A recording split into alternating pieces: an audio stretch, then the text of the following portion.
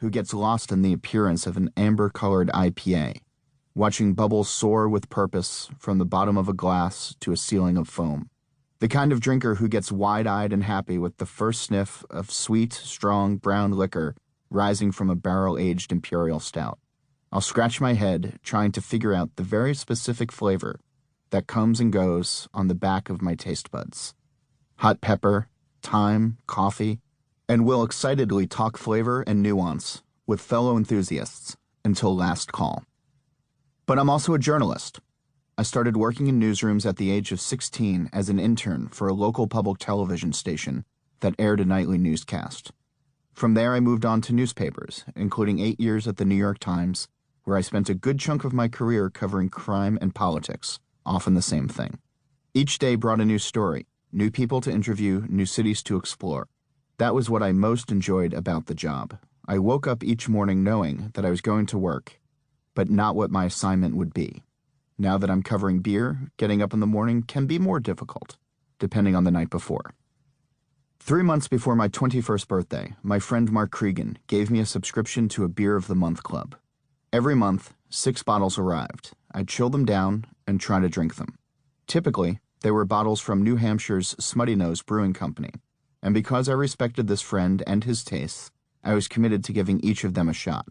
Dismayed, I inevitably admitted defeat in the presence of the hop bombs or other boozy concoctions and dumped them down the drain. But I was already intrigued about beer. I grew up in a house where my dad drank Heineken while the rest of my family downed Bud, or fondly reminisced about the days when Newark, New Jersey breweries like Ballantine and Pabst were ascendant. On the day I turned 21, I walked into my local brewery. There was, and still is, a brew pub in my college town that had, and still has, an English pub feel, a popular theme with many breweries in the 90s. There, at the Gaslight Brewery in South Orange, I ordered a beer that went by 3 letters, IPA, and choked it down. The bartender, a man named Jeff Levine, who would later become a friend, tried not to laugh as I forced myself to finish it. Against my better judgment, I ordered another. This time, I asked about the beer, and Jeff gave me a brief lesson in hops. Pine, grapefruit, those are familiar aromas and flavors, yes? They're supposed to be in the beer. The bitterness is part of the experience, he told me. I left feeling buoyed by my new knowledge and ready to learn more. As I started traveling for the newspaper I worked for, I found myself searching out a local brewery wherever I landed. Often in those days it was a brew pub, and I'd wind up there without fail for dinner or a nightcap. And I did this for 3 reasons. 1, brew pubs had better food and beer than the lobby bar of whatever Holiday Inn I was staying at.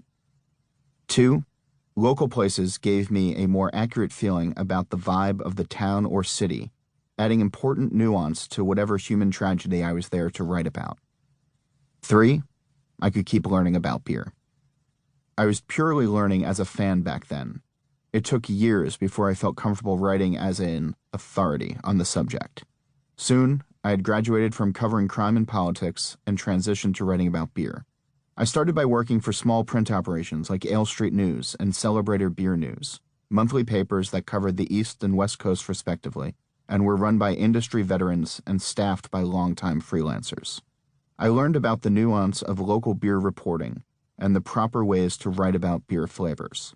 I became a news editor at Ale Street and loved the alt-weekly vibe of the coverage, getting into odd corners of the industry, interviewing still obscure brewers, trying to spot trends among the dozens of press releases that arrived daily.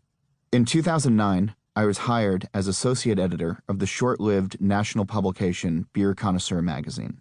While there, I profiled beer industry figures like the heads of Samuel Adams and Dogfish Head, and broadened my coverage and reviews to include international beer. In 2013, I was named editor of All About Beer magazine. Founded in 1979, it's the country's oldest beer publication. I spent nearly 5 very happy and productive years reinventing the magazine's pages and collaborating with talented writers to craft in-depth and illuminating stories, all while working with some of the finest people I've ever had the privilege of calling colleagues.